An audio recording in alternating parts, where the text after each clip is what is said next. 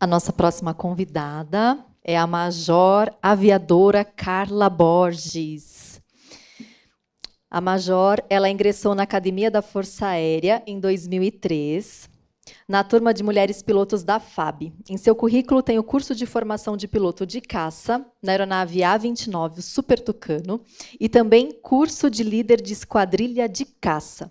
Já serviu em 2 esquadrões, possuindo atualmente cerca de 2.200 horas de voo, e hoje ela trabalha no Comando de Operações Aeroespaciais, COMAI.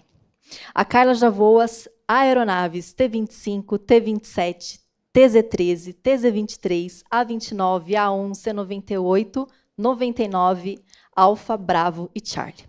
Com vocês, então, a Major Aviadora Carla Borges.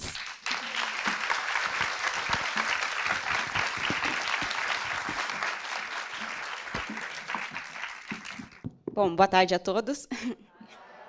Inicialmente eu tinha montado uma apresentação, mas como eu me atrapalhei um pouco no trabalho, essa semana foi um pouco corrida, mandei em cima da hora, não foi possível a gente baixar a apresentação, mas mesmo assim eu acho que não vai atrapalhar muito, né?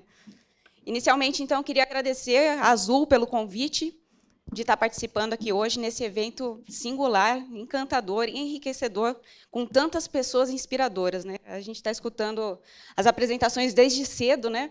E cada um com uma história, com uma área específica da aviação, que acaba encantando, realmente incentivando muita gente a conhecer um pouco mais. E eu venho aqui também contar um pouquinho com relação à parte da aviação militar. Muitos dos senhores conhecem, sabem da aviação, sabem como funciona, mas a parte militar ela não é de comum conhecimento para todos. Então, inicialmente, eu vou contar um pouco da minha história para ver se eu consigo ilustrar para os senhores como que é a formação de um piloto militar no Brasil.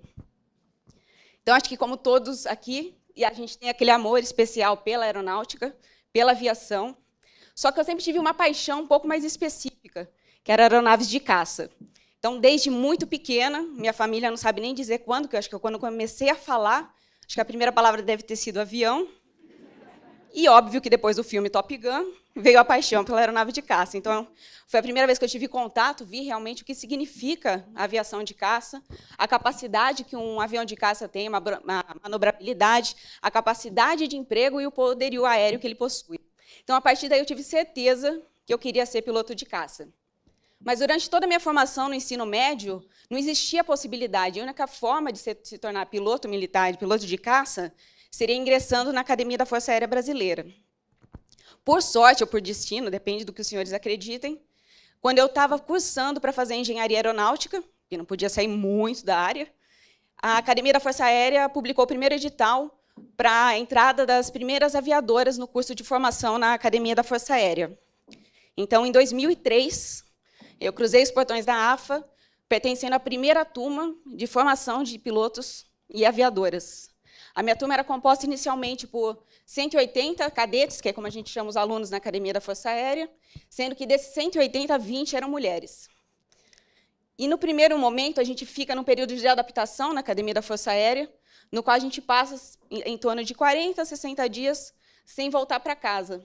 E aí eu tive contato com a vida militar. Na minha família, os meus amigos não tinham esse contato, eu não sabia o que era ser militar. E aí eu comecei a aprender que eu não tinha entrado ali simplesmente para ser piloto de caça.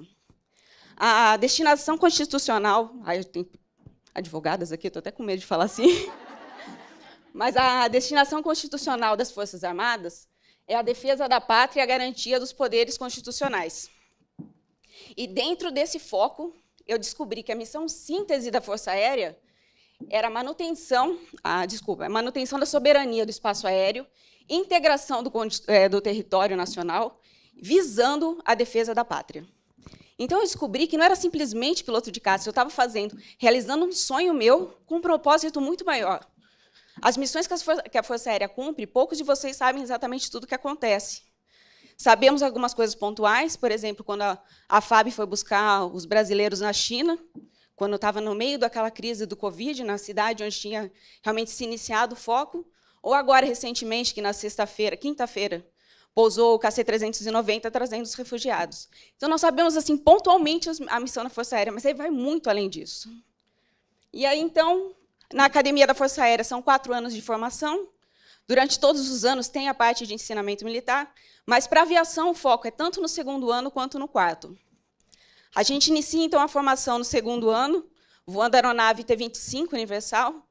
A gente considera, então, o curso básico, então, onde nós vamos aprender a decolar e pousar a aeronave, na fase inicial. Passamos para a parte de manobras e acrobacias. Gente, eu estou falando rápido, porque eu só tenho 15 minutos, tá? Então, eu vou tentar acelerar o máximo que eu posso. Aí fazemos, então, a parte do básica, manobras e acrobacias, e uma parte que diferencia um pouco o piloto militar dos demais pilotos é porque, já no início, a gente já faz a formação para estar voando em elemento, ou seja, 2 aeronaves. Tem um instrutor que vai na aeronave da frente liderando, e o cadete vai com o instrutor inicialmente, depois vai solo, na aeronave de trás fazendo manobra simples. E essa é toda a formação inicial do cadete.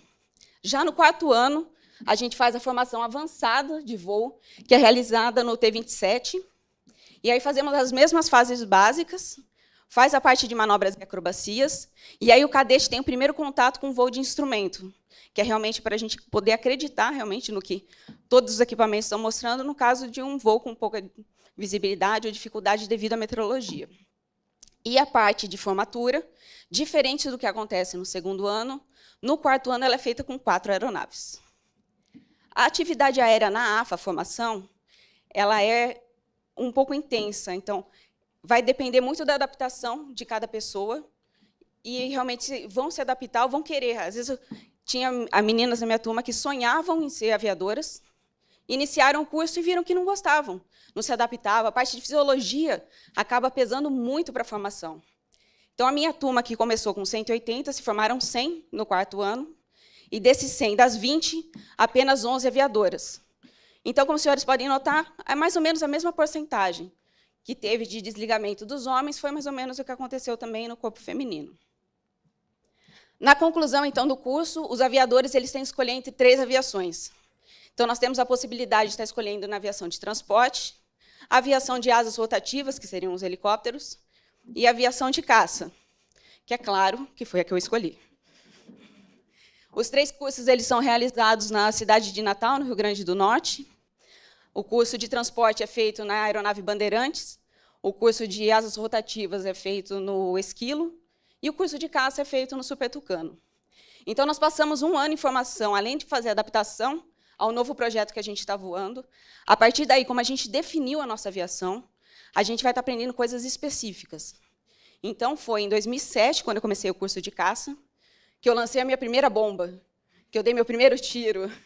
Então, a gente faz toda a parte de emprego aéreo. Existe um stand específico em Natal, que ele é feito realmente para a gente estar fazendo esse treinamento.